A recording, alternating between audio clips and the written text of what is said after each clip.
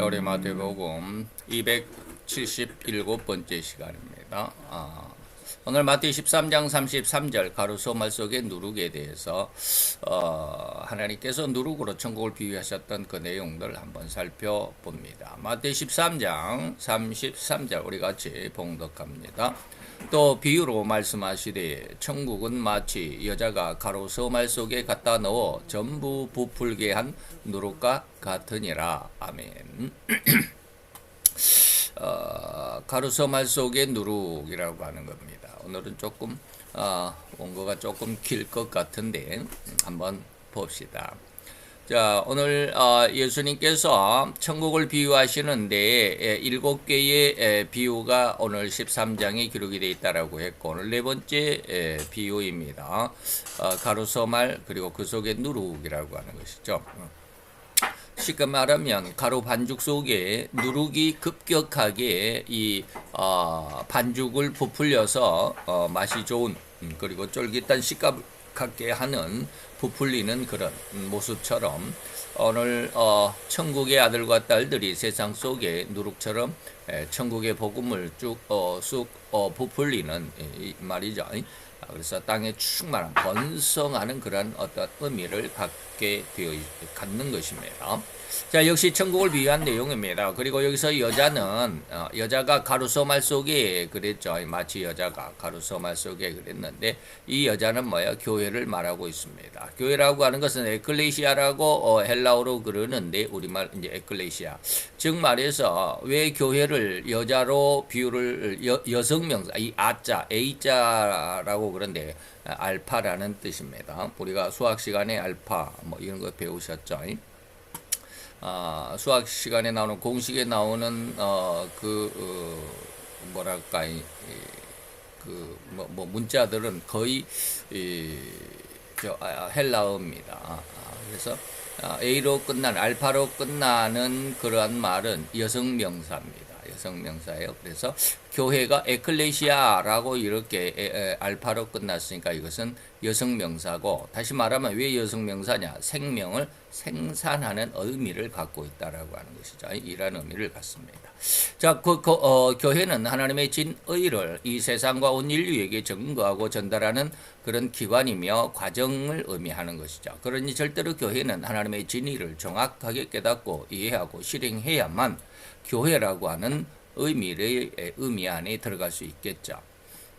그런 하나님의 진의 중에서 가장 핵심이라고 할 수 있는 것이라고 주장한다면 절대로 뭐다? 교회는 생명이다. 제가 성경의 모든 중심은 생명을 중심으로 이루어졌다라고 하는 것. 이따가도 말씀을 드리겠지만 이런 내용을 수없이 주제시켜 드린 바 있죠. 성부 하나님은 온 창조물에 생명을 부여하셨습니다. 다시 말하면 하늘의 새, 땅 위의 모든 동물과 식물들에게까지 생명을 주셨죠. 그리고 성자 예수님도 또한 인간에게 빛이었는데 이 빛이 바로 생명이라고 사도 요한은 명백하게 선언하셨죠. 요한복음 1장에 처음부터 보면 이제 4절까지 보면 뭐냐면 태초에 말씀이 계셨는데 이 말씀이 하나님이시더라.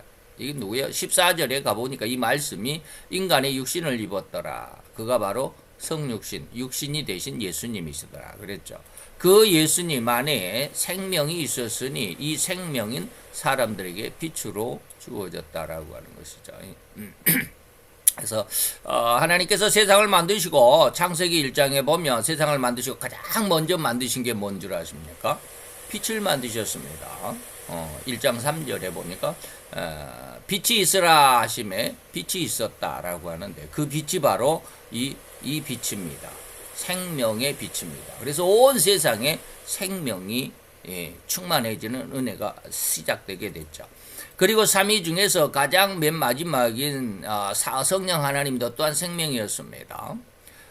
그래서 그 생명이신 성령 하나님이 창세기 1장 2절에 나오죠. 좀 이따 말씀을 드립니다. 식물은 절대로 흙에서만 자라납니다. 흙에서만. 이 흙에는 이미 창조 시간에 하나님께서 하나님의 성령님께서 수면에 운행하시면서 이게 이제 창세기 1장 2절이죠. 생명을 키워내는 능력을 부여하셨다라고 해석할 수 있는데, 그래서 식물이나 농작물이 자랄 흙의 깊이가 1m 이상 돼야 한다라는 농업계의 말도 있습니다. 이 말씀은 예전에 제가 한번 말씀드렸죠.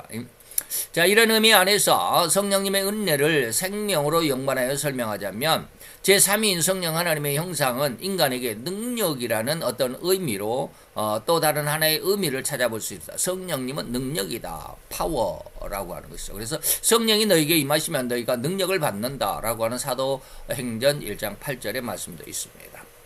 근데 이 능력이 뭐냐? 생명을 잉태하는 힘이라고 다른 말로 하면 인간의 능력인데 그것을 생명을 잉태하는 힘이다라고 또한 두 번째, 첫째는 이제 전도하는 힘이다. 뭐 이렇게 할 수 있지만 능력, 권능 뭐 이렇게 하는데 그것을 생명을 잉태하는 힘이다라고 이렇게 말할 수도 있다 이 말이죠.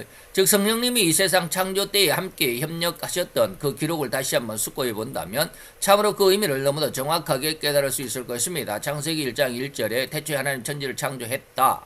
그리고 2절에 보니까 땅이 혼돈하고 공허하며 흑암이 깊음 위에 있을 때 하나님의 신 성령님은 수면에 운행하셨다라고 했을 때 운행하시다라는 말을 히브리어의 파레쉿이라고 합니다. 라프,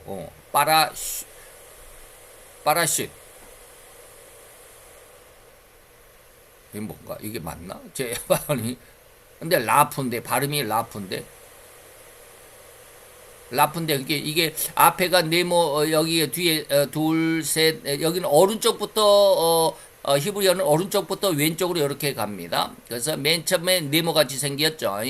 이게 무입니다. 그래서 부죠. 그래서 밑에가 점이 두 개에서 좌우지간 뭐 그런 거 알 필요 없고 이게 라하프 이렇게 읽는데 원래는 원어가 이렇게 뭐 어근이 이렇습니다. 어근이 라프 근데 여기 앞에가 파라쉿 이 말입니다.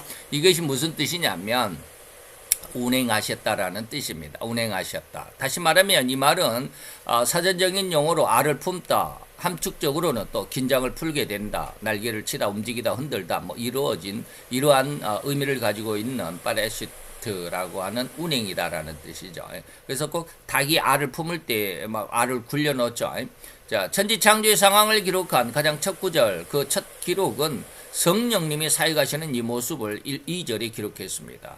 그 하나님이 천지를 창조하실 때 요한복음 1장 1절로 3절에서 말씀으로 밝힌 예수님이 그의 말씀으로 하나님의 아버지의 뜻대로 모든 천지 우주 만물을 말씀으로 창조하셨다라고 요한복음 1장 1절로 3절 태초에 말씀이 있었는데 이 말씀이 곧 하나님이시고 그가 태초에 하나님과 계셨는데 3절에 보니까 만물 세상 모든 만물이 그 예수의 말씀 하나님으로 말미암아 지은 바 되었으니 세상에 나타나지 있는 것, 세상에 만들어져 있는 모든 것은 그가 없이, 그 말씀이 없이 된 것은 없다. 예수가 없이 된 것은 없다라고 하는 것이죠. 그래서 모든 세상의 근원이 예수다라는 것입니다. 그 예수는 누구요? 말씀이다라고 하는 것이죠. 그 말씀은 곧 4절에 가니까 생명이다라고 그랬습니다. 즉 이렇게 말씀의 본체인 성자 예수님이 온 천지 우주 만물을 하나님 아버지의 성품과 그 진의 하나님의 뜻대로 창조할 수 있는 가장 근본적이고 가장 기초 작업이 이미 진행되어 있어야만 했는데 이런 예수님이 세상의 모든 그 만물을 생명으로 창조해 가실 때 성령 하나님께서 이미 수면에 물과 그리고 또한 그 땅 위에 이미 생명을 잉태하는 권능을 부여했다 이런 것입니다. 성령 하나님께서 이미 천하우주 만물 가운데 하나님의 진의대로 세상의 생명이 만연하고 풍성해질 수 있도록 모든 작업을 이루신 분이 바로 이 성령 하나님께서 공하고 깊은 흑암에 깔려있던 이 지구상에 생명을 잉태할 수 있는 능력을 부여하셨다. 그 성령이 수면에 운행하셨다. 파라시트라고 하는 의미다라고 하는 것입니다. 이는 이 파라시트라고 하는 운행했다라고 하는 의미는 암탉이 알을 품어 병아리를 깨듯이 품는 과정에서 아래의 온도가 골고루 전달되게 하도록 위쪽을 아래로 아래쪽을 위로 위치를 바꾸기 위해서 어미닭이 자기 발로 몸을 움직이면서 알을 굴린다는 의미가 바로 이 파라시트 운행한다라는 뜻입니다. 그 생명의 씨앗이 이렇듯 병아리로 탄생할 수 있도록 품는다는 그 의미를 가지게 됐죠. 그 성령 하나님의 형상은 생명을 잉태하는 능력이라고 해석할 수 있겠다. 그래서 제가 이렇게 말씀을 드리는 겁니다. 근데 뭐 이거 뭐 저희 자랑이라고 할 수도 없겠지만 여기에서 성령 하나님을 생명을 잉태하는 능력이다라고 지금 제가 이렇게 쭉 말씀드리는 것은 제가 뭐 신학을 하면서도 또한 그 누구한테도 이런 말을 들어본 적이 없어요. 그저 능력이다. 아주 그냥 큰 권능을 갖는다.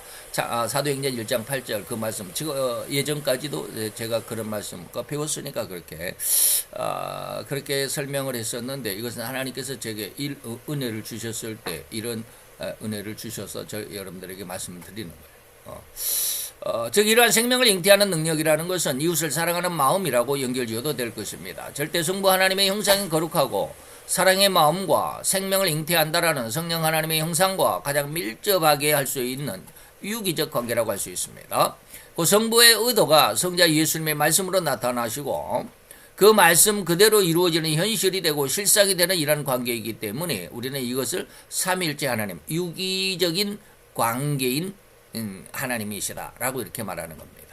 이렇듯 하나님, 그 삼위일체이신 하나님의 가장 진의 중에 핵심이 바로 생명이었는데, 이제 그러한 하나님의 진의를 이 세상에 나타내시고자 하실 때 바로 교회라고 하는 기관을 통해서 이루시고자 하셨다라고 이해될 수 있습니다. 다시 말하면 세상에 생명을 땅에 번성하여 땅에 충만하라고 했을 때 이것이 바로 교회를 통해서, 교회가 뭐요? 생명을 잉태하는 것이죠. 그래서 이 교회를 통해서 온 세상에 복음이 전파돼야 된다. 이런 뜻을, 이런 의미를 가지고 하나님 교회를 창조하셨다라는 것입니다. 그래서 이러한 교회를 이 세상에 세우시고자 하실 때도 역시 생명을 기반으로 세우시고자 하셨으니 곧 예수님이 친히 자신의 생명으로 세우시기를 원하셨던 것입니다. 이게 바로 히브리서 10장 19, 20절에 보니까 우리 형제들아, 우리가 예수의 피를 힘입어 성소에 들어갈 담력을 얻었나니, 옛날에는 구약 때는 예수님이 십자가의 대속의 은혜가 있기 이전에 구약의 시대에는 이 성소에 일반적인 사람은 들어갈 수 없었습니다. 꼭 대제사장만 들어갔죠. 큰일 났습니다. 성소와 지성소가 있다고 그랬는데, 오늘날로 말하면 성소는 교회의 이제 그 본당이 되겠고요. 지성소는 목사님이 설교하는 강단이라고 이렇게 말할 수 있습니다.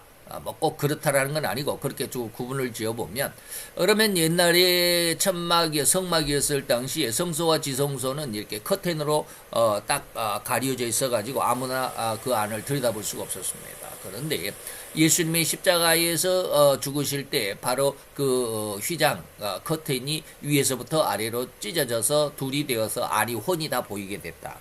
오늘날 강대상이 안 보이는 교회가 없죠. 강대상이 다 보이잖아요. 바로 이런 것들. 그래서 예수의 피, 다시 말하면 예수님이 십자가에서 대속의 그 죽음을 죽으실 바로 그때 성소와 지성소에 가로막혔던 휘장이 위에 돌로 찢어져서 안이 혼이 보이게 됐다. 그래서 성소에 들어갈 담력을 얻게 됐다. 그 길은 우리를 위하여 휘장 가운데로 열어놓으셨다. 바로 이제 방금 말씀드린 그런 내용입니다. 그것이 바로 새롭게 산 길이고, 이 휘장은 곧 예수의 육체다. 예수님이 십자가에서 죽으실 때 그 육체의 죽음이 이제는 휘장이 열려졌다라는 것입니다. 곧 예수님은 십자가 위에서 자신의 생명을 온 인류의 죄값을 대신해서 죽어야만 했는데, 이 죽음을 히브리 기자는 위장이 아닌데 휘장인데, 이게 또 왜 이렇게 된 게 있습니까? 휘장 가운데로 열어놓으신 새로운 산길이다. 산길이다. 이렇게 하면 산길입니까? 이게 산길입니까? 이게 산길입니다. 이 휘장은 곧 저의 육체, 곧 예수님의 십자가에서 죽으신 바로 그 죽음의 순간, 그 육신이라고 선언하고 있지 않는가 말입니다. 그러니 이러한 모든 과정의 의미 속에서 생명이라는 가장 중요한 핵심이 들어있음을 발견할 수 있어야만 하고, 더욱 이런 핵심이 생명이라고 깨달았으면 반드시 교회의 사명은 오로지 생명을 잉태하고 생산해내는, 이른바 전도해서 더 많은 사람을 영원한 생명으로 인도해드리는 이 일을 수행하는 사명이고, 이러한 기관이 바로 교회다라는 것을 잊어서는 안 되죠. 그래서 그런 내용들 쭉 이제 여인이라고 하는, 교회라고 하는 의미 속에서 생명에 대해서 삼위일체 하나님의 근원이 생명이다라는 것을 서론적으로 말씀을 드렸습니다. 그래서 오늘은 조금 긴데, 그래서 제가 지금 말이 좀 빠릅니다. 자, 가루서말 속이라고 하는 의미. 첫째는 뭐냐면 유대와 사마리아와 땅끝까지라고 하는 이 견해, 가루서말을 유대와 사마리아와 땅끝이라고 하는 견해가 있습니다. 사도행전 1장 8절 의미에서, 그래서 온 천하에 복음이 퍼져서 복음화가 되어야 한다. 다시 말하면 복음의 확장성을 의미하고 있다라고 하는 것이죠. 두 번째는 또 사람에게 삼분설이 있는데 가루라고 하는 것이죠. 인격이 전부 다 이제 깨지고 박살나서 하나님의 은혜로 이런 뜻이죠. 그래서 두 번째는 뭡니까? 데살로니가 전서에 보면 인간 사람에게 세 가지로 나눌 수 있다라고 하는데 너희의 온 영과 그 다음에 혼과 몸 이렇게 세 가지로 나누었습니다. 그러므로 사람이 이 세 부분 영과 혼과 몸에 진리가 들어가서 떡반죽으로 누룩이 부풀게 하는 것처럼 이 사람에게 진리가 들어가서 누룩처럼 사람을 진리로 이끌어 성장시키는 과정이다 라고 하는 것입니다. 세 번째로 아담 때부터 노아 이전까지 이 인류는 홍수로 인해 망했고 홍수 이후 아라라산으로부터 노아의 세 자손 세 아들들이 이제 오늘날의 삼색 인종, 흑인종, 백인종, 황인종 이 삼색 인종으로 온 천하에 흩어져 퍼졌듯이 그들이 오늘날의 우리의 현생 인류의 선조가 되었고 이 삼색 인종의 안에 다시 말해 온 인류 안에 진리가 누룩처럼 퍼질 것이니 온 세계에 복음이 전파된다라고 해석하는 이러한 의미가 있습니다. 자, 삼색인종은 노아의 아들인 셈과 함과 야벳인데 셈은 오늘날 동양인들로 황색인종의 조상이고 야벳은 오늘날 서양인들로 백색인종의 조상이고요. 함은 아프리카 등의 흑색인종의 조상이 되었습니다. 저도 이제 여기가 생물학에 대해서 잘 모르니까 생물학에 대해서는 뭐가 뭔지 잘 몰라요. 그래서 그런데 창조과학계 김명현 목사님의 그 강의 12개의 강의 중에서 보면 인간의 어떤 그 피부 색에 이걸 멜라닌 색포라 그러죠. 멜라닌 세포, 멜라닌 색소에 어쩌고 저쩌고 하다 보니까 그렇게 이제 흑색 인종이 나오고 황색 인종이 나오고 백색 인종이 나오고 이랬는데 이게 과학적으로 그 증명이 돼 있다고 그래요. 그래서 과학적으로 다 인정이 되는 것인데 넘어갑시다. 잘 모르니까 설명도 제대로 안 되니까 제가 그 생물학에 대해서 좀 알면 설명을 잘 해드릴 텐데 저는 그거 1시간 20분짜리인가 2시간짜리인가 그러는데 아무리 저보다 한 서너 번 봤는데 뭔 말인지 잘 모르겠더라고요. 좌우지간 그렇습니다. 그래서 옛날에 하나님이 사람을 만들어 가지고 이제 흙으로 만들어서 이걸 구워야 되는데 이게 아주 기독교를 모독하는 그런 이야기도 있죠. 그래서 어떻게 잘못 구워 가지고 너무나도 바짝 구워 가지고 그냥 탄 것처럼 해서 그래서 흑색 인종이 되고 그래서 이번에 좀 덜 구워야 되겠다 해서 너무나 빨리 꺼냈더니 그래서 백색 인종이 되고 그래서 이거 잘 구워야 되겠는데 해가지고 황색 인종이 노릇한 황색 인종이 나왔다 이런 이야기도 있는데 그런 이야기는 좀 곤란하죠. 우리나라에 그 한글도 역시 있습니다. 한글. 한글은 옛날 일본이 우리나라를 완전히 문화적으로도 아주 문화적으로 완전히 피폐화시키고 황폐화시키기 위해서 한국어를 굉장히 폄훼시켰죠. 그래가지고 한글을 세종대왕이 화장실에 앉아서 발견했단다라고. 저도 어렸을 때 초등학교 때 그렇게 선생님한테 이야기를 들은 적이 지금도 기억이 나요. 그래서 우리나라의 그 빗살 무늬가 아니라 그 격자 무늬죠. 우리나라 창호 무늬. 그래서 그 창호문에서 이렇게 하니까 기억이고 요 밑으로 하니까 니은이고 이렇게 해가지고 그 창호문사를 보고 한글을 만들었다라고 이렇게 한글을 굉장히 비하했는데 우리나라에 아주 부자 한 사람이 있었는데 그분이 한글 해설서 다시 말하면 사전 같은 것을 구입을 해다가 그것을 6.25 때도 아주 그냥 이리저리 도망 다니면서도 그것을 그 책만큼은 꼭 그렇게 껴안고 다녔다. 베개 밑에 누가 훔쳐갈까봐 베개 밑에 놓고 주무시기도 했다라고 해가지고 그게 뭐냐면 헤레본입니다. 6211 헤레본입니다.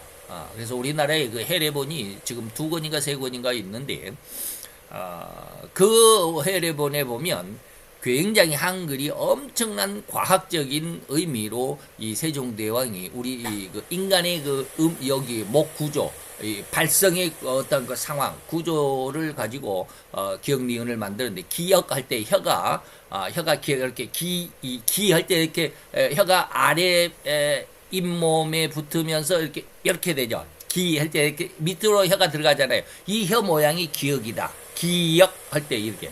이게 기억입니다. 니 할 때는 이 혀가 이빨 사이로 들어가죠. 이게 치음이라고 그럽니다. 기억할 때는 잇몸 안으로 들어가죠. 그래서 이건 뭐 설자, 설음, 치음 뭐 이런 것이 있습니다. 이응할 때는 저 안에 목구멍이 동그랗게 열린다 해가지고 이응할 때 이걸 때 후음 뭐 이렇게 다 이야기를 하고 있습니다만 저도 이제 한국어 학을 하면서 배웠는데 다 잊어버렸네요. 또 좌우지간 그렇습니다. 어쨌든지 창세기 9장에 보면 노아의 세 아들로 인해서 온 백성이 땅에 퍼졌다 했을 때 또 어떤 목사님들은 그 어떤 기후에 따라서 사람의 그 멜라닌 세포가 변화되었다라고 이렇게 말하기도 합니다. 그래서 적도 지방 있는 사람들은 그 태양볕이 너무 많이 우리도 이게 막 피부가 타면 좀 까맣게 변하죠. 뭐 그런 것처럼 그렇게 멜라닌 색소의 뭐 어떤 반응에 의해서 황색, 백색, 또 흑색 인종이 있다라고 이렇게 말하는데 그게 아니고 세포 자체가 멜라닌 색소에 의해서 사람들의 피부가 이렇게 이전이 되어 왔다라고 하는 것이 과학적인 어떤 해석입니다. 네 번째, 가루서말. 또 네 번째는 인간에게는 말과 마음과 행위가 있습니다. 말과 마음과 행위가 있는데 여기에 복음이 들어가면 이 세 가지의 변화가 일어나서 복음화가 되는 것이다. 말도 복음 하나님의 은혜 안에서 그리고 행동도 그리고 그 마음조차도 이제 아주 괴악한 패역한 그런 마음들이 복음에 의해서 변화되고 그래서 그 선한 마음으로 변화되어 간다라고 하는 이런 견해가 바로 가루서말. 서말이니까 1, 2, 3 서말이죠. 그래서 그 말을 지금 계속해서 세 가지를 말하고 있기도 합니다. 이런 견해에서 인간의 말과 마음과 행위가 하나님의 말씀을 듣고 그 은혜를 받아 변화되어 하나님의 천국으로 넉넉히 입성하여 들어간다라는 의미로 네 번째 이 가루서말이라고 하는 의미를 해석하고 있습니다. 곧 영원히 멸망의 대상일 수밖에 없던 죄인인 인류가 오직 예수 그리스도의 십자가의 대속의 은혜로 구원함을 받으면서부터 시작해서 보혜사 유래 성령님의 3대 책망을 받음으로 인해서 하나님의 원대한 계획이 이루어지는 것입니다. 곧 앞에서 언급해드린 삼위일체 형상과 모양으로 인간을 만드신 그 하나님의 진의는 진실로 인간을 오직 이 온 세상의 주인으로 세상을 정복하고 또 다스리는 그런 주인으로서 만드셨고 그래서 주님이 창조하신 모든 만물 곧 만드신 온 세상을 정복하고 다스리고 또 번성하여 땅에 충만하기를 원하셨던 것이 바로 하나님의 인간에 대한 의도였습니다. 이게 이제 창세기 1장 27, 8절입니다. 그런데 그렇게 계획된 인간은 분명 하나님께 범죄하고 타락할 것이 하나님이 미리 전지하신 그 지식으로 말미암아 예지 알게 됐다 이 말입니다. 하나님은 인간을 만드시면 인간이 이렇게 타락할 거야 라고 하는 것 예상되었죠. 자, 이러한 상황이 벌어질 것을 이미 아셨던 하나님은 인간을 만들 때, 즉 온 세상을 정복하고 다스릴 수 있으며 번성하여 땅에 충만하도록 많은 인간을 많아지도록 했는데 많은 인간으로 이것이 아니라 충만하도록 인간을 많은이 아니죠. 인간을 만드셨는데 그래야 되겠죠. 만드셨는데 이러한 상황들을 통해서 그렇게 완전한 인간을 만드시기로 작정하셨습니다. 자, 상황들을 통해서 이 말입니다. 과정을 통해서 이 말입니다. 이제 제가 늘 말하는 건데 여기서 과정이란 말이 안 들어갔네. 상황들을 통해서 또는 과정을 통하여 이렇게 완전한 인간으로 만드신 어떤 과정들 하나님이 예정하셨다 이런 뜻입니다. 즉 하나님은 인간을 영적인 존재, 다른 말로 하면 영계까지를 정복하고 모든 땅을 정복하라라고 했는데 이 정복한다는 것은 땅만을 정복한 것이 아니라 이제는 영계까지도. 영계는 뭡니까? 귀신들이나 천사들이 있는 물론 하나님도 그 안에 영이니까 하나님과 귀신과 천사들의 모든 세상을 영계라고 그럽니다. 그런데 하나님을 우리가 다 정복하고 다스릴 수는 없잖아요. 그러니까 천사와 귀신들까지도 다스릴 수 있고 정복할 수 있는 이러한 영적인 존재로 정복하고 통치할 수 있는 능력의 존재로 만드시고자 하나님은 그렇게 계획했습니다. 그런데 우리가 간과하고 지나쳤던 한 가지 명확한 사실을 우리가 한번 생각해 보는데 즉 이러한 하나님의 계획 곧 영계까지를 정복하고 다스릴 수 있는 인간은 절대로 단번에 만드신 것이 아니라 과정을 두자라고 하나님이 그렇게 계획했었다는 겁니다. 그래서 아까 상황들을 통해서 과정을 통해서라고 하는 말입니다. 하나님은 인간을 한순간이 흙으로 사람을 만들고 사람의 모양을 만들고 코에 생기를 불어넣어서 인간을 만든 생명이 되게 하셨던 그것으로 끝난 게 아니다 이 말입니다. 더 무엇인가 과정이 있었다 이런 것입니다. 이 과정이 너무나도 중요한데 이를 간과했다라는 것을 오늘 이 시간 여러분들에게 말씀을 드린다 이 말입니다. 그 삼위일체가 되시는 하나님은 각기 그 사역을 따라서 인간을 점차 영적인 인간 곧 영성인, 제가 늘 말하는 영성인, 사도 바울은 뭐라고 그랬어요? 이것을 하나님의 아들이라고 로마서 8장에 이야기하고 있습니다. 그래서 영성인으로 만들어 가시기로 작정을 하셨습니다. 그래서 먼저 이제 성부 하나님의 작정을 봅니다. 하나님은 인간을 삼위일체의 형상과 모양으로 만드시되 흙을 빚어 생기를 그 코에 불어넣어서 생명이 되게 하심으로 하나님과 영적인 교제가 가능한 존재로 만드셨습니다. 그래서 동물들은 생명이 아니죠. 그래서 하나님과 교제가 안 됩니다. 그리고 이 타락한 인간들은 또 하나님과 교제가 안 되죠. 이 영이 죽었기, 생명이라고 하는 이 영이 죽었기 때문에 그렇습니다. 자, 그리고 이렇게 빚어된 인간은 온 세상 곧 하나님께서 창조한 이 세상 모든 것을 정복하고 다스리는 권능까지 부여받게 되었습니다. 그래서 창세기 1장 28절이 바로 그런 내용이었습니다. 그래서 인간은 절대로 이 온 세상 곧 하나님께서 창조하신 모든 세상을 다스리는 최고의 존재였었습니다. 물론 이때는 인간에게 아직은 이 영적인 권능은 부여되지 않은 상태입니다. 자, 보세요. 생육하고 번성하여 땅에 충만하라. 땅을 정복하라. 그리고 바다의 고기와 공중의 새와 땅에 움직이는 모든 생물을 다스리라 라고 하는 이것이 하나님께서 인간을 만드시고 인간에게 주신 3대 권능 또 3대 축복이라고 제가 늘 말씀을 드립니다. 여기에 이 세 가지의 권능, 이 세 가지 축복에는 영적인 것이 없습니다. 그런데 하나님은 원래는 영계까지를 정복하고 영계까지 다스리고 영계까지 다스릴 수 있는 그런 존재가 충만해지도록 번성하도록 하나님 그렇게 계획은 하셨다 이 말입니다. 그런데 처음 만드신 인간은 성부 하나님께서 인간을 만드셨을 때는 영적인 권능이 아직은 이때는 없었습니다. 그래서 마귀의 그 유혹에 넘어가 버리고 말았는지도 모르죠. 그렇지만 인간은 이후에 이런 마귀의 유혹 곧 영적인 전쟁이라고 해도 과언이 아닐 텐데 바로 이 영적인 전쟁에서 마귀에게 철저하게 패하고 말았습니다. 이 에덴 동산에서 이 말이죠. 그 하나님의 명령을 거역하고 마귀가 건넨 유혹에 한치의 오차도 남기지 않고 철저하게 지고 무너졌다 이 말입니다. 그게 바로 창세기 2장에 보니까 하나님께서 선악을 알게 하는 나무 실과를 먹지 말라 내가 먹는다 정령 죽으리라 라고 했는데 3장으로 넘어가서 바로 뱀에게 이제 뱀이 어디 갔습니까? 뱀이 여자에게 이렇게 해가지고 동산 모든 나무의 실과를 먹지 말라 하시더냐? 그러니까 하나님 말씀에 너희는 먹지도 말고 만지지도 말라 너희가 죽을까 하노라 했다. 뭐 이거에 대해서 또 교회 목사님들이 많이 말씀하시죠.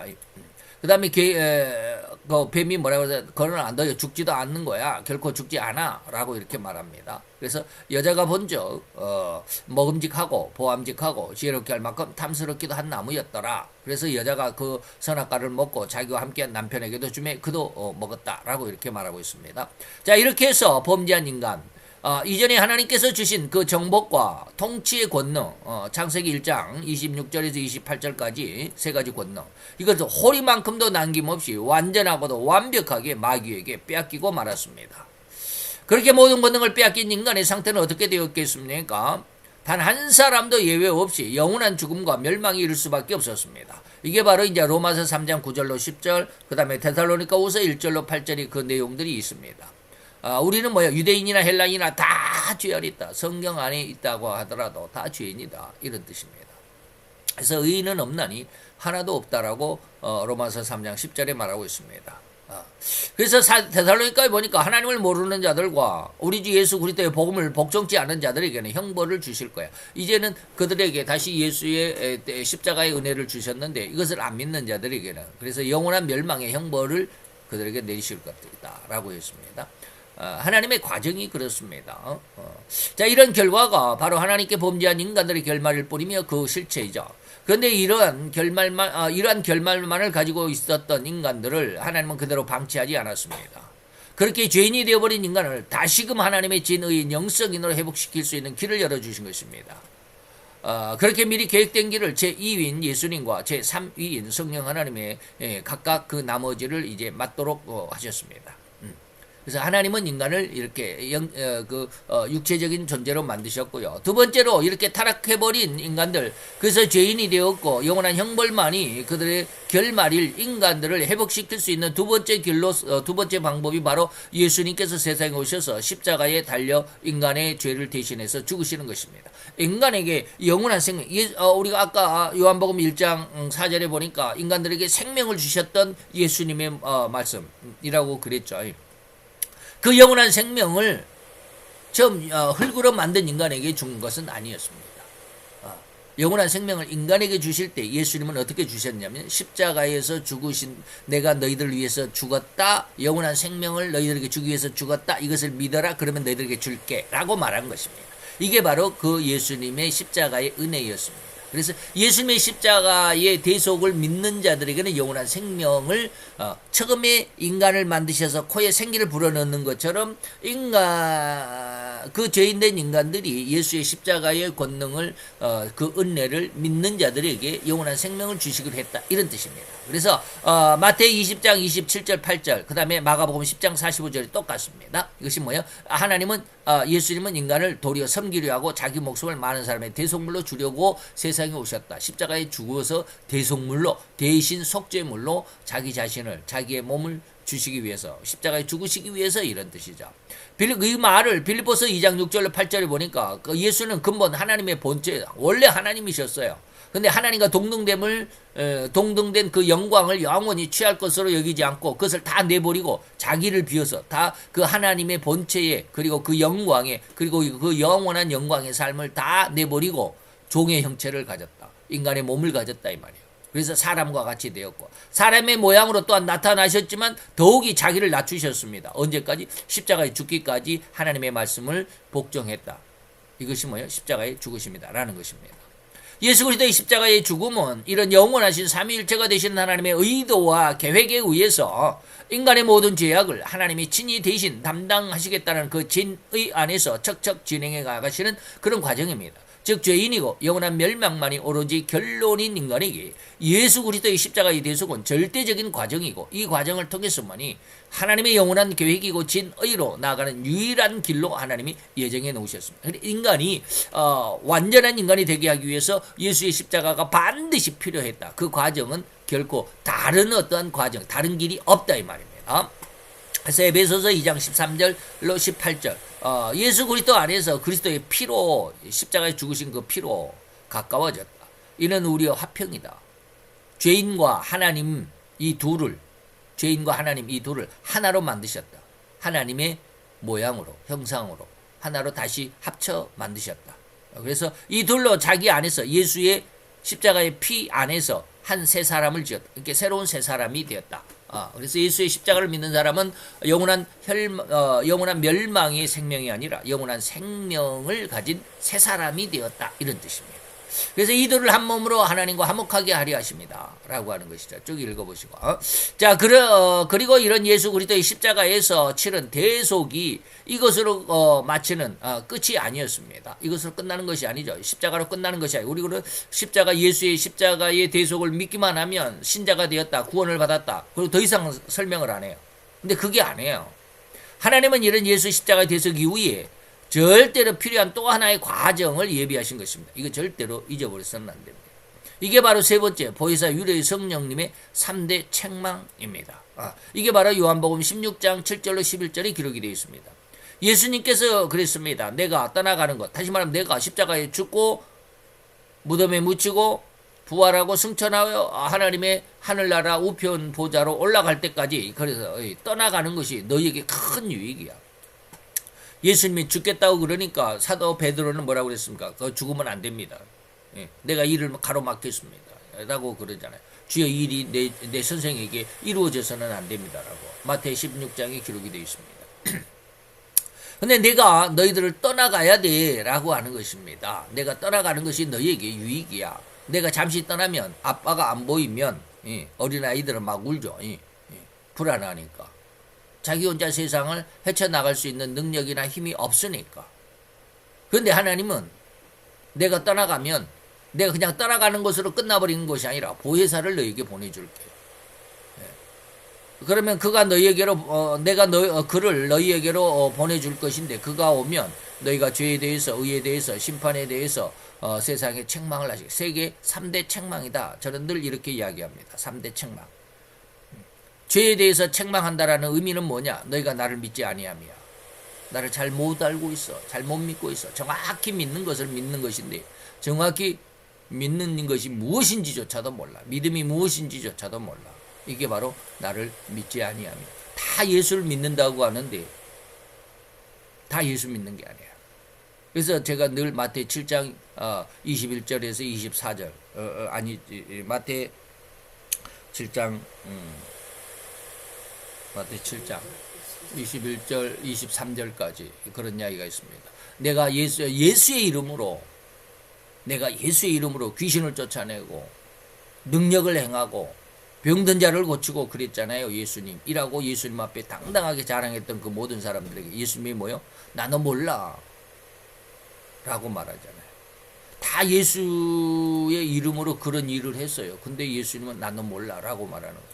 이게 바로 너희가 나를 믿지 않아. 너희가 예수의 이름으로 했지만 예수의 이름으로 한 게 아니야 라고 하는 거예요. 이 굉장히 어려운 말이기도 하지만 그래서 이런 것들은 인간들이 지금 여러분들이 무슨 말 하는지 못 알아듣는 사람도 많을 겁니다. 나 교회 잘 다니는데, 나 예수의 십자가의 대속의 은혜를 잘 아는데, 그렇지만 예수님은 이걸 뭐라고 그래? 너희가 나를 믿지 아니하고 있어 라고 말하는 겁니다. 정확히 나의 뜻이 무엇인 줄 알아야 돼요. 제가 어제도 그제도 그랬지만 요 며칠 사이에 이단들의 신앙에 대해서 아주 그냥 정신없어요. 이단들이 왜 저럴까라고 하는 정말로 훌륭한 신앙의 그런 어떤 목회자도 없지 않아 있지만 그 레인보우 리턴즈라고 하는 그 염안섭 제가 성명을 밝혀드립니다. 염안섭이라고 하는 목사님이 계시는데 의사분이에요. 의사예요. 그래서 처음에 저는 그분이 의사인 줄만 알았다. 목사인 줄은 몰랐어요. 그런데 그 의사이면서 목사님이시더라고요. 그래서 그런 어떤 그 이단들의 모습들을 참 연구도 많이 하셨어요. 그래서 요즘 아주 엄청난 세계적인 기도 모임이 있습니다. 저도 거기에 대해서 이야기는 들어봤어요. 소개는 들어봤는데 뭐가 뭔지는 모르겠어요. 아이홉이라고 하는 그 단체가 있어요. 아이홉이라고 하는 단체가 있는데 이 단체의 그 기도 운동이 우리나라에 아주 유명한 저 분당에 있는 유땡성이라고 하는 목사님, 그 인터넷 찾아보면 굉장히 설교가 많이 나옵니다. 그 설교 그 동영상이 무지하게 많이 나오는데 저도 그분을 한번 설교를 들어볼까 하고 들어보다가도 안 듣고 그랬는데 제 교만이겠죠. 다른 목사님들 설교가 저는 귀에 잘 안 들어와요. 꼭 엉뚱한 소리만 하고 그래서 잘 안 들어요. 그분이 우리나라에 그 아이홉이라고 하는 세계 기도 모임인가 그래요. 그래서 저도 노예에서 아주 오래전에 노예에서 그 아이홉이라고 하는 그런 어떤 그 기도 모임에 대해서 이야기를 들은 적이 있는데 그게 뭐요? 그랬던지 캔자스인가 미국 캔자스인가 하는 곳에 그 본부가 있는데 어마어마하게 크대요. 한 10만 평 이상은 된다고 그런 것 같은데 어쩐지 모르겠어요. 근데 거기에 대해서도 무엇이 잘못됐다라는 걸 딱 이야기하고 그래서 제가 예전에 김땡현이라고 하는 전도사 있습니다. 우리 그 설교 그 동영상에 보면 아주 강력하게 막 설교를 하고 그런데 처음에 예전에 제가 한 2년인가 2년 전인가요? 들어볼 때는 전도사가 이 정도로 설교를 잘하나라고 그랬는데 그러면서 한 2편 들어봤는데 요즘에 이렇게 보니까 염한섭 목사님이 이단적인 어떤 내용들을 쭉 발췌를 하면서 바로 이 사람이 거기 아이호흡과 관계가 돼 있더라고요.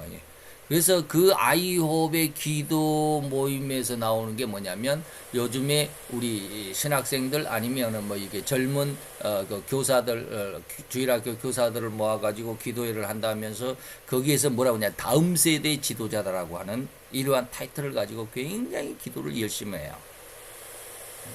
그래서 어떤 목사님은 아이홉의 처음에는 취지가 너무 좋으니까 기도도 막 그 우리 교회 전도사하고 뭐 이렇게 주일학교 반사들하고 가서 막 기도하고 그냥 막 교회 와서 헌신하고 그러니까 뜨겁게 신앙이 막 불타오르니까 너무 좋았는데 나중에 한 6개월 1년쯤 가다 보니까 얘네들이 전부 그쪽으로 가버리는 거야. 교회 봉사를 교회를 안 나와. 그 선교회로 가버리는 거야. 그랬고 이제 교회를 보내달라라고 이렇게 하니까 그쪽에서는 쉽게 말하면 해석해서 의역해서 여러분들에게 말씀드리자면 네가 잘해야지 네 교인들을 안 뺏길 거 아니야 이런 식이야. 다 빼내가 버려. 그렇게 훈련시켜 가지고 다 빼내가 버리더라고.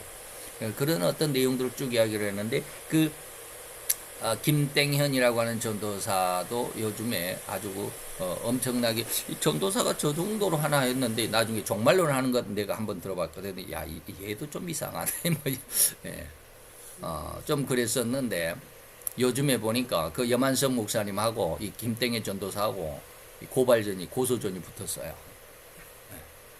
그 쉽게 말해 여만성 목사님은 이단에 대해서 아주 그 뭐야 동성에 대해서 아주 깊이 파고 들어가고 또 뭐 이런 것에 대해서 아주 잘하시더라고요. 야, 이 대단한 분이다. 이 의사면서 어떻게 이런 것을 이렇게 다 하시더라고. 저도 깜짝 놀랄 정도로. 근데 이제 이 사람이 그 김땡현 전도사에 대해서 이런 것이 잘못됐다라고 했더니 김 전도사가 법에다가 고소를 해버렸어. 그래가지고 여만성 목사님도 네가 나를 이렇게 고소해 그럼 나도 맞고소해 해가지고 맞고소를 해가지고 이게 반소라고 또 나도 그 용어는 또 처음 들어봤어요. 반소라고 그러더라고요. 반대 고소를 한다. 반소인가 뭐 했어요. 그러니까 저 사람이 나에게 고소를 했는데 그 고소를 담당한 그 재판정, 그 재판관, 그 판사에게 나도 저 사람이 나에게 이렇게 고소를 했습니까? 내가 저 사람이 반대적인 고소를 합니다라고 하고 똑같은 재판정에 똑같은 판사에게 고소를 하는 게 이게 반소라고 그래요. 이게 한 판사가 네 말도 들어보고 네 말도 들어보고 해가지고 내가 결정을 낼게 해가지고 결정이 난 게 뭐냐면 야, 이 김전도사, 네가 이 사람을 막 고소하고 그랬는데 네 고소가 잘못됐구만 해가지고 벌금을 1,000,000원을 때렸대요. 그래서 어제 어떻게 하다 보니까 어저께 뭐 그런 내용이 있어가지고 한번 봤는데 그 고소해가지고 벌금을 1,000,000원 맞는 사례가 거의 없답니다. 벌금을 아무리 많이 맞아도 500만 원 아니면 300만 원. 300만 원이 보통이고 500만 원이 아주 많은데 1,000,000원 맞는 사례가 거의 없답니다. 그런데 이 목사님이 양쪽에 저 변론을 들어보고는 네가 너무 잘못했어요 하고 해가지고 했다고 그러는데 제가 왜 이런 이야기를 하느냐면 예수를 믿으면서도 예수를 정확히 믿지 못하는 일들이 너무너무 많습니다. 그래서 요즘에 어떻게 하다 보니까 며칠 제가 여만섭 레인보우 리턴즈인가 하는 거기를 한 3개 정도를 들어봤는데 아주 심각하더라고요. 저는 여기에 대해서 뭐 어떻게 연구를 하고 뭐 또 발굴을 해보고자 해도 뭐 변명이지만 시간적인 어떤 것도 없고 어떻게 뭐 이게 레이더가 없어요. 그런 쪽에 대한 레이더가 없으니까 정보를 받을 수가 없어요. 근데 그분은 어떻게 그렇게 잘 하시더라고요. 좌우지간 그래요. 그쪽으로 계속 그 연구를 레이더를 이렇게 켜놓고 있으면 그쪽에 계속 무엇인가 자료들을 수집할 수 있는 눈이 생겨나게 되고 거기에 대해서 무엇이 잘못됐다라고 하는 것이 보여지게 되고 그러거든요. 근데 저는 이제 그런 쪽에 조금 아직은 관심이 없으니까 관심을 못 가졌으니까 그런데 어쨌든지 그렇습니다. 그래서 그걸 보면서 참 오늘날 목회자들이 무지하게 문제다. 그래서 예수님이 사람을 삼가하라, 사람을 주의하라. 너희가 그 사람들에게 미혹받지 않도록 정말 주의하라 라고 하신 말씀이 참 새롭게 다가오면서 여기서 나를 믿지 아니함이다 라고 하는 말씀을 다시 한번 되새겨 봅니다. 뭐 의에 대해서 심판에 대해서라고 하는 것 읽어보시고요.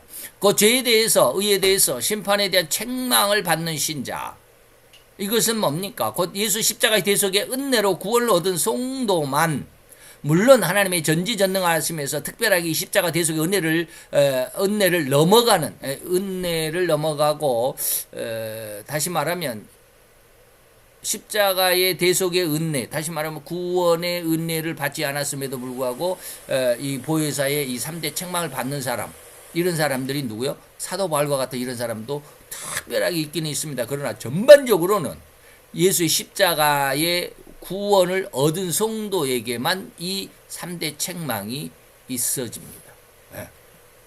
그래서 하나님의 절대 진의인, 영성인, 곧 영계까지라도 넉넉히 정복하고 통치하며 이런 신앙의 사람들로 번성하여 땅에 충만하게 하시겠다라는 하나님의 진의가 비로소 완전히 완수된다는 의미로 바로 보겠습니다. 이게 바로 이제 성령 하나님의, 성부 하나님의 인간에 대한 사역, 그 다음에 성자 예수님, 성부 하나님이 인간을 만드시고 성자 예수님이 그 십자가의 대속의 은혜로 영원한 생명의 피를 주셨고, 그 다음에 성령 하나님께서 우리를 죄로부터 깨끗하게 하시는 이런 것입니다. 죄에 대한 책망이 바로 그것입니다. 죄에 대해서 책망을 받으면 죄가 깨끗해지는, 청결하고 거룩하게 되는 이런 뜻입니다. 분명 하나님은 이렇게 삼위일체가 각기 사익을 분담하시고 시간, 때도 분담하심으로 인해서 인간을 절대적인 존재로 만드시는 영원한 세상을 영원한 생명으로 하나님과 함께 영원히 살아갈 수 있도록 하나님이 이렇게 계획하셨다. 이렇게 보는 것이 타당한 해석이라고 저는 생각해서 이런 설교 원고를 작성하게 됐습니다. 이래서 이러한 일련의 과정, 다시 말하면 가루소마 속에 부풀린 이 누룩의 의미로 받아볼 수 있겠죠. 이것이 온 세계, 그리고 노아의 세 아들에 의해서 온 인류가 인류에게 주시고자 하셨던 하나님의 진의라고 말할 수 있겠죠. 그래서 진리가 우리에게 들어오면 우리가 그 진리를 받아들이는 것으로 마음에 하나님의 말씀, 율법을 묵상하고, 그리고 말에서 우리의 말 자체도 늘 우리들의 입에서 하나님의 말씀을 두고, 그래서 율법이 원하는 대로 우리의 말이, 또 우리들의 삶의 행태, 우리의 모양이 변화되어 간다라는 것입니다. 그래서 여호수아 1장 7절 9절에 보니까 모세가 너에게, 여호수아에게 하나님이 그러죠. 모세가 너에게 알려준 이 말이요, 명한 율법을 다 지켜 행하고 좌로나 우로나 그 말씀에서 결코 치우치지 말라.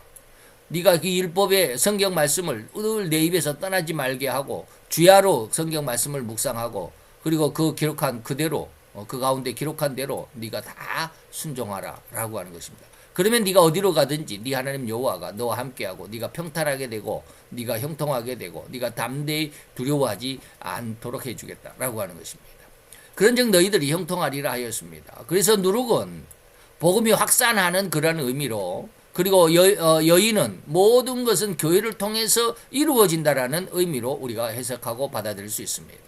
그리고 밀가루 소말은 조금 전에 이미 말한 대로 모든 것을 종합해서 해석하는 것입니다. 앞에서 4가지 의미를 말씀드렸죠. 결론적으로 예수님은 안식의 주인으로서 내가 천하를 복음으로 부풀게 하며, 누룩처럼 부풀게 하며 이 세상에 안식을 전하러 왔다는 모습의 의미가 들어있는 것입니다. 그래서 고린도전서 5장 6절 그리고 8절 여기에 보면 이제 누룩에 의해서, 누룩을 성경에 보면 괴악한 누룩도 있고요, 묵은 누룩도 있고요, 옛날 옛 누룩도 있습니다. 이것은 인간의 성격 등을 의미하게 되기도 하죠.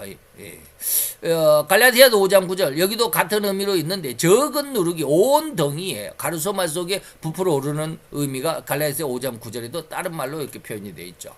마태 16장 5절, 누가복음 11장 1절에도 인간에게 점잖지 못한 죄인들, 이것이 마치 누룩처럼 이것이 악이 퍼져가는 그런 모습이죠.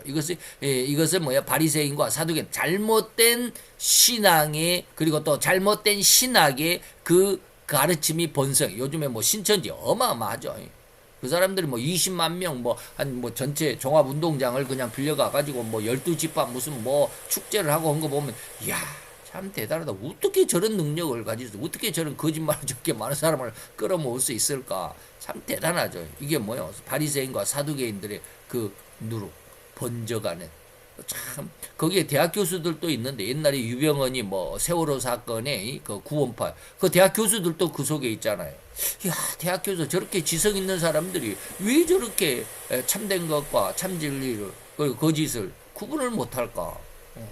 그것뿐입니까? 요즘에 조땡이라고 하는 옛날 법무장관, 서울대학교 법학 교수였던 사람도 뭐가 진짜고 뭐가 거짓말인지도 모르고 지금 난리법석이죠. 요즘에 윤석열 대통령 탄핵시켜야 된다라고 앞장서 있는 사람, 이런 사람들 이런 사람들의 바리새인과 사두개인들의 그런 누룩, 잘못된 그런 사상들을 주의해야 된다. 누가복음 12장 1절 바리새인들의 누룩 곧 외식을 주의하라. 외식이 겉으로 오는 거룩한 척이다는 말입니다. 조땡 전 법무장관이 뭐라고 그랬어요? 장학금은 가난한 사람, 학구열에 불타는 가난한 사람이 이런 사람들에게 장학금을 줘야 된다라고 했는데 자기 재산은 53억이랍니다. 그때 당시에 53억이 가난한 사람이면 나같이 돈 몇천만 원, 천만 원 넘는 사람은 이거 그냥 가난해서 똥꼬 찢어져서 죽어야 되나? 제가 아주 심한 말을 했는데 가난한 사람들이 옛날에 저희 어렸을 때는 똥구멍이 찢어지도록 가난하대. 왜 그런 줄 아세요? 먹을 것이 없으니까. 막 이런 거 저런 거 그냥 산에 올라가서 소나무 껍질도 벗겨 먹고 풀뿌리도 먹고 이게 제대로 먹을 것이 아니잖아요. 근데 그런 것을 먹어야 돼. 왜 먹을 것이 없으니까. 보릿고기라고 그러는데. 그렇게 하다 보니까 소화가 안 되잖아요. 그러다 보니까 변비가 생기잖아요. 그러다 보니까 그 배변을 해야 되잖아요. 근데 힘을 줘서 이제 하다 보니까 항문이 찢어지고 그래서 똥구멍이 찢어지도 가난하단 말이 그래서 나오는 거예요. 그럼 53억 정도의 재산을 가진 사람이 가난해서 그렇게 3년 6학기 동안을 매 학기마다 200만 원씩 얼마 되지도 않지만 그것을 받아야만 했습니까? 이거 말로는 아주 그냥 어마어마하게 그냥 이 거룩한 척하지만 외식이다 이 말입니다. 이런 누룩을 해라? 주의해라. 오늘날 이땡명이도 역시 마찬가지죠. 최고의 공천을 한다. 가장 시스템적이고 가장 올바른 공천이다라고 그러지만 지금 난리법석이잖아요. 이것이 외식입니다. 겉으로는 거룩한 척하지만 속마음은 자기 욕심과 야망 속에 있는 이런 누룩들을 주의하라. 이것이 바로 괴악한 누룩이라고 말하는 거예요. 괴악한 누룩. 여기에 들어가면 누룩도 푸른 곰팡이 누룩, 매주에 있는 누룩, 그 곰팡이는 좋은 누룩이잖아요. 그러지만 그 곰팡이를 잘못 먹으면 사람 죽기도 하잖아요. 큰일 납니다. 이게 바로 괴악한 누룩이에요. 이런 것들 가르소말 속에 누룩을 넣었다라고 했을 때 곰팡이 그 누룩을 넣었을 때 곰팡이하고 누룩하고 이렇게 연관을 제가 지금 시키고 있지만 전혀 다른 것이기도 하지만 어쨌든지 그렇습니다. 잘 기억을 하시고 우리 속에 올바른 진정한 참된 그런 누룩, 진정한 누룩을 잘 구별할 수 있는 귀한 은혜가 오늘 우리 모든 성도들에게 더 풍성하고 더 충만하게 주어지는 은혜가 있어지기를 축원해 드립니다. 기도합시다. 할렐루야. 주님, 오늘도 여호와의 귀한 은혜와 그 크신 사랑을 감사를 드리나이다. 주의 영광 앞에서 아버지 하나님, 오늘 우리가 마태오 13장 천국에 대한 비유 네 번째 가르소말 속의 누룩에 대한 의미를 살펴보았나니 우리로 인하여 진정한 하나님의 진리, 하나님의 진의 안에서 올바로 정말 하나님 앞에 올곧은 신앙의 모습으로 성장해가는 은혜가 더 풍성하여지게 되기를 원합니다. 주의 살아있는 생명의 진리의 말씀이 우리로 하여금 하나님 앞에 더 아름답고 귀한 그리고 더 풍성한 수확의 열매들로 나타나 될 수 있도록 하나님 우리에게 우리의 삶의 과정 시간들 속에 하나님의 은혜로 말미암아 더 굳어지며 더 올곧아지며 더 튼튼해지는 귀한 신앙의 열매들로 성장케 하여 주시옵소서. 예수 그리스도 이름으로 감사와 기도드렸사옵나이다. 아멘.